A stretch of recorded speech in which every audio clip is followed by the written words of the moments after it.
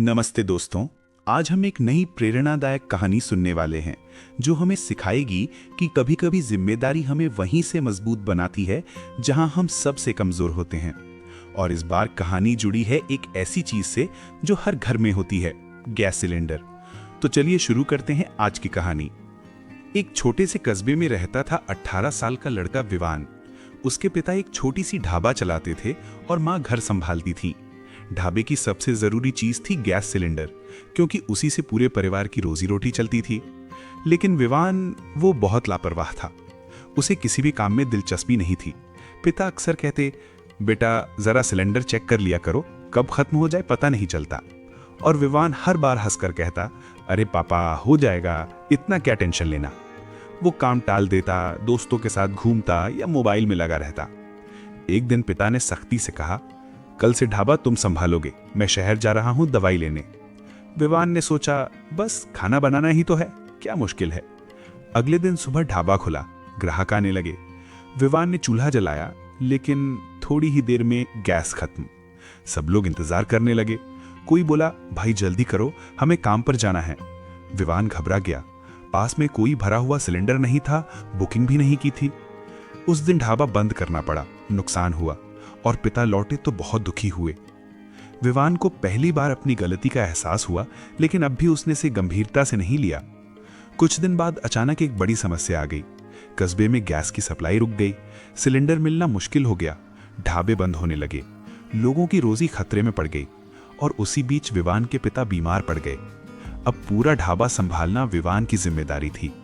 उसने कोशिश की, लेकिन बिना गैस के वो कुछ कर नहीं पा रहा था। पैसे खत्म होने लगे, घर में चिंता बढ़ गई। उस रात विवान चुपचाप बैठा सोच रहा था, काश मैंने पहले ध्यान दिया होता, आज ये दिन न देखना पड़ता। अगले दिन कस्बे में खबर आई कि नगर परिषद एक प्रतियोगिता रख रही है। जो व्यक्ति गैस की कमी का सबसे अच्छा समाधान बताएगा उसे इनाम मिलेगा और शहर में काम करने का मौका भी। सब लोग सोच में पड़ गए। विवान के मन में एक उम्मीद जगी, अगर मैं कुछ कर पाया तो सब ठीक हो सकता है। लोग हंसने लगे, अरे ये क्या समाधान निकालेगा। लेकिन इस बार विवान ने ठान लिया, अब पीछे नहीं हटूंगा। वो प्रतियोगिता में पहुंचा। कई लोग अपने अपने आइडिया लेकर आए थे। कोई नए सप्लायर की बात कर रहा था, कोई बड़े स्टॉक की। विवान चुपचाप सोच रहा था। फिर उसकी नजर पड़ी ढाबे के पुराने सामान पर, खाली सिलेंडर, पाइप और कुछ लोहे के स्टैंड। उसे एक आइडिया आया। जब उसकी बारी आई, विवान ने आत्मविश्वास से कहा, हम सब एक एक गैस सिलेंडर पर निर्भर हैं, लेकिन असली समस्या कमी नहीं, गलत इस्तेमाल है। लोग ध्यान से सुनने लगे।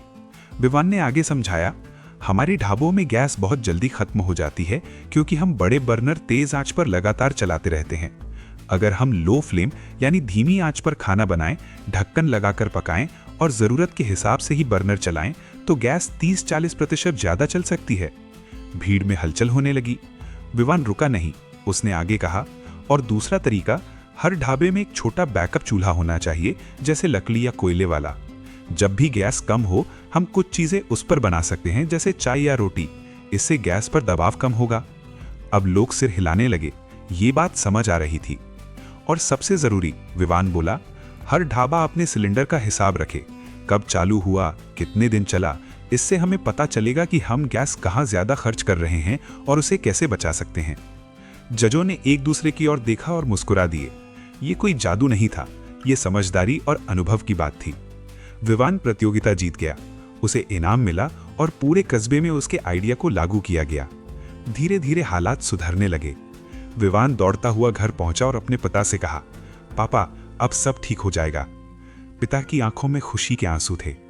उन्होंने कहा, देखा बेटा, जब इंसान जिम्मेदारी समझ लेता है तो वही उसकी सबसे बड़ी ताकत बन जाती है। विवान मुस्कुराया, अब समझ गया पापा, काम से भागना आसान है, लेकिन उसे समझकर करना ही असली जीत है। तो दोस्तों, इस कहानी से हमें ये सीख मिलती है कि जिंदगी में छोटी छोटी चीजें, जैसे एक गैस सिलेंडर भी बहुत बड़ी जिम्मेदारी होती हैं। और जब हम जिम्मेदारी से भागते हैं तो मुश्किलें बढ़ती हैं, लेकिन जब हम उसे अपनाते हैं तो वही मुश्किलें हमारे लिए अवसर बन जाती हैं। अगर आपको ये कहानी पसंद आई हो तो जरूर बताइए, और याद रखिए, समस्या नहीं, उसे देखने का नजरिया ही आपकी असली ताकत है।